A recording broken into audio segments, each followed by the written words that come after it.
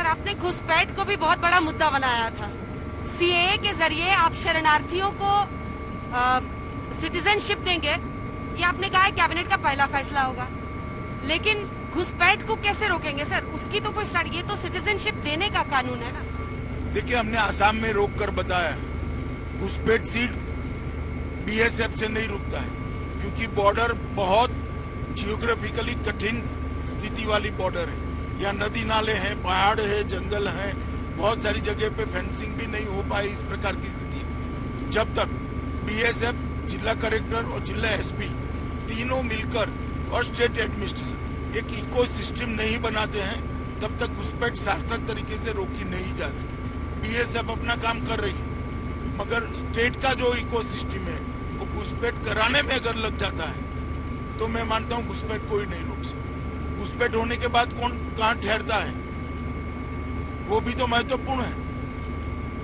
और यहाँ पर अगर भारतीय जनता पार्टी की सरकार बनती है तो आसाम की तर्ज पर हम एक ऐसा इको सिस्टम बनाएंगे जो घुसपैठ को काफी मात्रा में कर्टेल करेगा। सर, मतुआ समुदाय को आपने बहुत अच्छे तरीके से उस पूरे इश्यू को उठाया है, लेकिन उनका कहना है टीएमसी का, और उस बात में दम है, वो कहते हैं कि शांतनु ठाकुर सांसद है ना बीजेपी से, अगर वो सिटीजन नहीं है तो सांसद कैसे हैं? तो आप उनको सिटीजनशिप का जो लालच दे रहे हो उसमें क्या बात है? देखिए, ढेर सारे लोग हैं जो सिटीजन नहीं है, और अगर इतना ही है तो दीदी विरोध क्यों कर रही है? अगर सब सिटीजन है तो किसी को बनना ही नहीं है, विरोध करने का क्या कारण है? नहीं बनेगा कोई। PR ठाकुर के परिवार से जो बहू है सर उनकी, उन्होंने कहा कि मतुआ तो आपने रिलीजन डाला ही नहीं है उसमें कानून में, आपने हिंदू डाला है, सिख्स डाला है, जो बाकी माइनॉरिटीज डाले हैं, आपने मतुआ को अलग से नहीं डाला है। हम हिंदू नहीं है, हम तो सनातनी हैं। देखिए, जो संविधान ने व्याख्या करी है वो व्याख्या के हिसाब से सभी लोग बन सकते हैं, और उन सबको सिटीजनशिप, सनातनी भी बन सकते हैं, उनको भी सिटीजनशिप मिलेगा। सर, अगला सवाल जरा मैं आती हूँ ये बड़ी पिक्चर पर, क्योंकि पश्चिम बंगाल के चुनाव ने सेंटर वर्सेस स्टेट की लड़ाई छेड़ दी। ममता बनर्जी कहते हैं इलेक्शन कमीशन आप कंट्रोल करते हैं, 8 फेजेस में चुनाव करना आपने कंट्रोल किया, सेंट्रल फोर्सेस बूथ पर उनके कार्यकर्ताओं को रोकता है, सेंट्रल फोर्सेस जो कूच बिहार का इंसिडेंट हुआ, तो एक बड़ी लड़ाई छिड़ी है सेंटर वर्सेस, जिसमें वो ये कह रहे हैं कि सारे इंस्टीट्यूशंस आपकी मुट्ठी में हैं, आप उन कठपुतली हैं। ममता दीदी को मालूम नहीं है, जब चुनाव होता है तो सेंट्रल पैरामिलिट्री फोर्सेस एमएचए के मैंडेट पर नहीं चलते हैं, चुनाव आयोग के मैंडेट पर। वैसे तो वही आर्गुमेंट को एक्सटेंड करे तो डिस्ट्रिक्ट मजिस्ट्रेट उनके पास है, एसडीएम उनके पास है, स्टेट पुलिस इनके पास है, पर्ची बटने वाला पटवारी उनके पास है, चुनाव कराने वाले शिक्षक उनके पास है। क्या इस तरह से सोच होती है? लोकतंत्र में संविधान की स्कीम पर भरोसा रखना पड़ता है। जब जीतते हैं तो सब कुछ अच्छा है, जब हारते हैं तो दुनिया बेगानी हो गई है। ये अप्रोच ठीक नहीं।